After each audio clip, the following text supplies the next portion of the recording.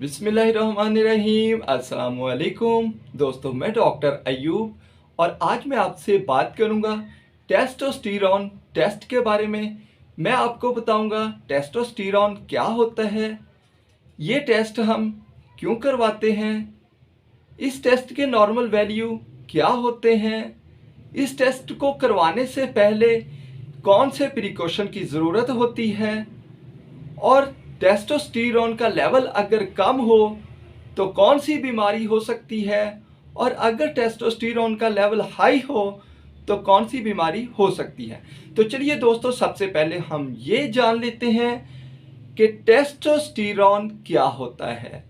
दोस्तों, टेस्टोस्टेरोन एक sex hormone है जो कि फीमेल्स और मेल्स दोनों में पाया जाता है।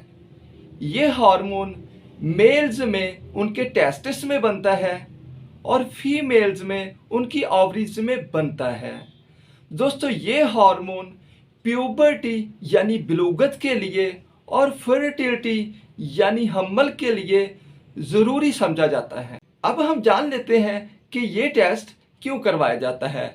तो ये टेस्ट मर्दों में अर्ली प्यूबर्टी यानी बहुत जल्द होने वाली बलूगत के बारे में जानने के लिए या डिलेड प्यूबर्टी यानी बहुत देर बाद होने वाली बलूगत के बारे में जानने के लिए या फिर हाइपोगोनाडिज्म, इरेक्टाइल डिसफंक्शन या इनफर्टिलिटी यानी बांझपन को जानने के लिए करवाया जाता है, या अगर किसी मेल को दाढ़ी और मूंछों में बालों की कमी का सामना हो तो उसके बारे में जानने के लिए करवाया जाता है। और फीमेल्स में ये टेस्ट अनवांटेड हेयर्स के बारे में जानने के लिए या इरेगुलर पीरियड्स के बारे में जानने के लिए या इनफर्टिलिटी यानी बांझपन के जानने के लिए करवाया जाता है। अब हम जान लेते हैं कि ये टेस्ट कैसे किया जाता है। तो इस टेस्ट के लिए एक ब्लड सैंपल की ज़रूरत होती है जो कि पेशेंट के बाजू से लिया जाता है। अब हम ये जान लेते हैं कि इस टेस्ट को किस टाइम में करवाना ज़्यादा बेहतर होता है। तो ये टेस्ट सुबह 12 बजे से पहले पहले करवाना बेहतर होता है। अब हम जान लेते हैं कि ये टेस्ट करवाने से पहले किसी खास प्रिकॉशन की ज़रूरत होती है। तो हाँ, अगर आप किसी किस्म की मेडिसिन यूज़ कर रहे हैं तो ये टेस्ट करवाने से 48 घंटे पहले हर तरह की मेडिसिन को बंद कर देना चाहिए।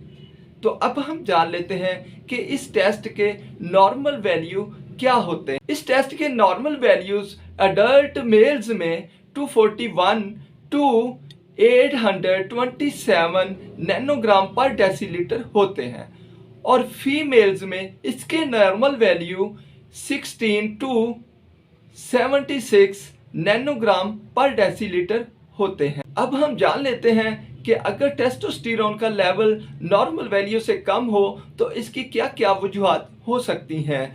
तो अगर मर्दों में टेस्टोस्टेरोन का लेवल नॉर्मल वैल्यू से कम हो तो इसकी बहुत सी वजूहात हो सकती हैं, जैसे ज़्यादा स्ट्रेस लेने की वजह से, लीवर डिजीज़ की वजह से, हाइपोगोनाडिज्म की वजह से, ब्रेन ट्यूमर की वजह से, या टेस्टिस पर चोट लगने की वजह से, या जेनेटिक डिजीज़ जैसे क्लाइनफिल्टर सिंड्रोम की वजह से टेस्टोस्टेरोन का लेवल मर्दों में लो हो सकता है। अब हम जान लेते हैं कि अगर टेस्टोस्टेरोन का लेवल हाई हो तो इसकी क्या वजूहात हो सकती हैं।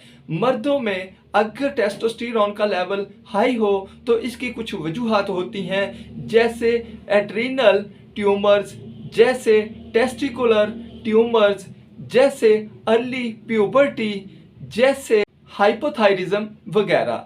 फीमेल्स में भी टेस्टोस्टेरोन का लेवल हाई हो सकता है।